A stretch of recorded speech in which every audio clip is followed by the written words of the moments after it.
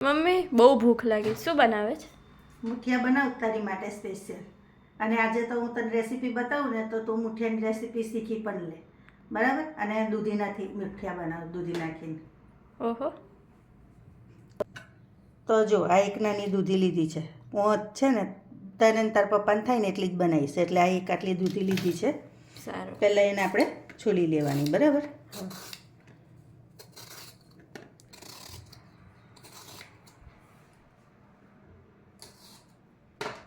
Mummy દૂધી કેમ ખાવાની? હજી પહેલેના છે ને મારી મમ્મી હતી ને તે મારી મમ્મી એવું કહેતી હતી કે દૂધી ખાઈને તો બુદ્ધિ આવે.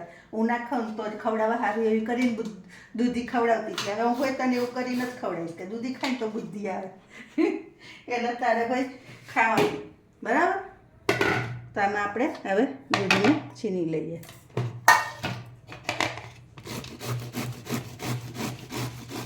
દૂધીના બધા બહુ બેનિફિટ છે, ખરેખર ખાવી જોઈએ. પણ હવેના છોકરાઓને પીઝા બર્ગર બધું ભાવે ને એટલે આ ખાય ના, બરાબર ને? તો જો આ મેજરમેન્ટના 1 કપ પ્રમાણે આટલી દૂધી થઈ જાય, બરાબર? હા.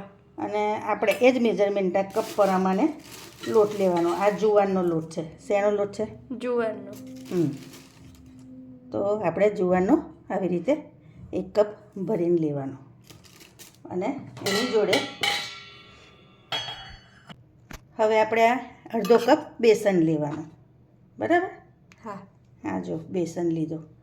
બસ આપણે આ 2 જ વસ્તુથી બનાવવાના છે. ઓકે. હવે આપણે મીઠું થોડુંક એડ કરી દેવાનું. મીઠું ટેસ્ટ પ્રમાણે એડ કરવાનું, બરાબર? હા. પછી અજમો છે તો અજમો ખાસ એડ કરવાનો. આમાં હળદર એડ કરવાની. અને જો આ આદુ મરચાં પેસ્ટ કરી રાખી હતી મેં, તો આપણે એ એડ કરી દેવાની.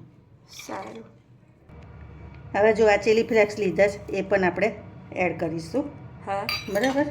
અને તેલ એડ કરી દેવાનું. તેલ કરેડવું ખાસ જરૂરી છે.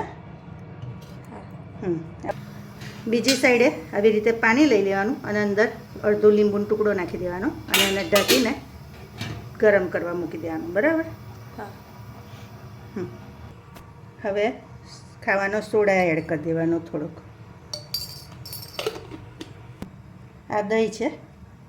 દહીં છે ને ખાટું થોડુંક લેવાનું, બહુ ખાટું નહીં, બહુ મીડિયમ એમ, બહુ ખાટું નહીં, બહુ મોડું નહીં, બરાબર? હવે આ બધું વસ્તુ આપણે આવી રીતે મિક્સ કરી લેવાની. આમાં પાણી નાખવાની બિલકુલ જરૂર નહીં પડે, આનાથી જ લોટ બંધાઈ જાય. બરાબર. આમાં ગળપણમાં ગોળ કાં તો ખાંડ એડ કરી દેવાની. આ થોડાક ખટ્ટા મીઠા હોય ને તો સારા લાગે, એટલે આપણે ખાંડ એડ કરવાની. બરાબર. તો જો આવી છે ને આ જાડી, એને આપણે ગ્રીસ કરી લેવાની. અને આ પાણી જે છે ને ગરમ થયું છે ને એમાં આપણે અત્યારે મૂકી દેવાની. એટલે એકવાર વરાળાઈ જાય ને તો પછી સરસ મુઠિયા થઈ જાય. હવે આના છે ને આપણે રોલ કરી લેવાના, જો આવી રીતે. બરાબર. આવું લંબગોળ કરવાના, બધી રીતે સરસ લાગે ને એવા. જો, બરાબર? હા. આવી રીતે બનાવી દેવાના. મીડિયમ નાના બનાવવા હોય ને થોડાક તોય ચાલે, તને ફાવે ને એવા બનાવવાના તારે. ઓકે.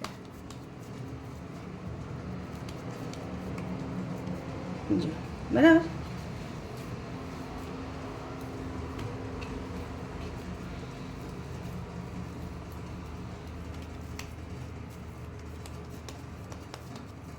બધા વાટા આવી રીતે વાળી દેવાના તારે. થઈ ગયું? અને આવી રીતે આ બધો નીચે હોય ને લોટ તેને સરસ લઈ લેવાનો અને આવી રીતે એક ફરી છેલ્લો વાટો વાળી દેવાનો. ઓકે.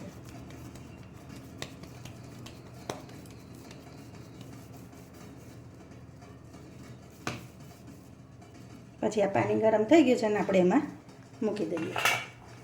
જો વરાળ ઉપર આવી ગઈ છે ને. હા. હવે આવી રીતે રાખવાનું. અને મૂકે ને એની વચ્ચે ગેપ થોડીક રાખવાની. હા, આવી રીતે. બરાબર.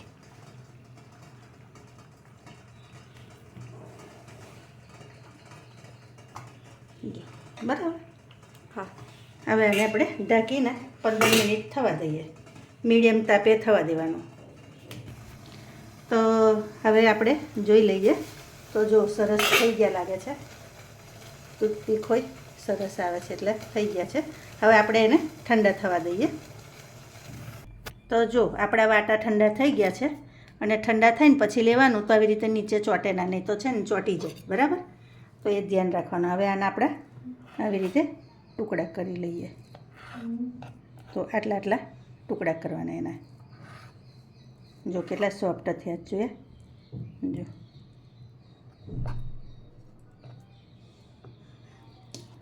આવી રીતે આપણે બધા જ કટ કરી લેવાના.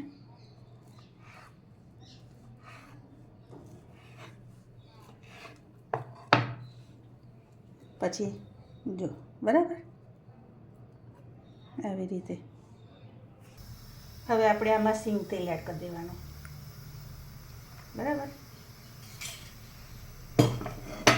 આવી રીતે બધી સાઈડે ફેરવી લેવાનું.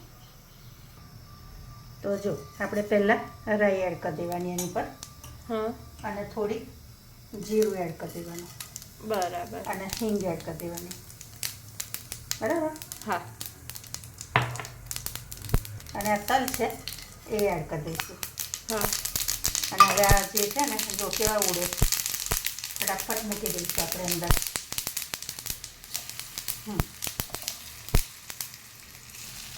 તો જો આવી રીતે બધી મૂકી દેવાની, અને હવે એને શેકાવા દેવાનું મીડિયમ તાપે.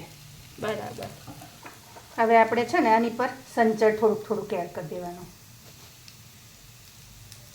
અને મરચું થોડુંક એડ કરવાનું. હા, આવી રીતે એનો છે ને ટેસ્ટ જ અલગ આવે. આ વઘારે ને આવી રીતે તો બરાબર. એટલે આવી રીતે નીચે થોડુંક થાય ને પછી આપણે એને ફેરવી લઈશું. ઓકે. અને સહેજ મીઠું ઉપરથી સ્પ્રિંકલ કરી દેવાનું. આનાથી છે ને આખી ફ્લેવર બહુ સરસ આવે. જો આ છે ને આવી રીતે થઈ જાય ને, હા, એટલે આપણે ફેરવી દેવાનું આવી રીતે. તો જો આવી રીતે આપણે બધા ફેરવી દેવાના.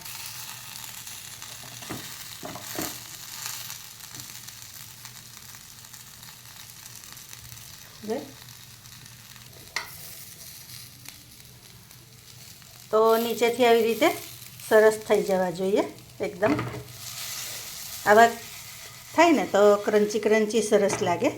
અને ધીમા તાપે જ આપણે આવા થવા દેવાના, એટલે બંને સાઈડથી આવા થાય ને તો એનો ખાવાનો ટેસ્ટ જ બહુ મસ્ત આવે. તો ચાલો નવી રેસીપી સાથે આપણે ફરી મળીશું. ત્યાં સુધી આવજો. જેમ્બે.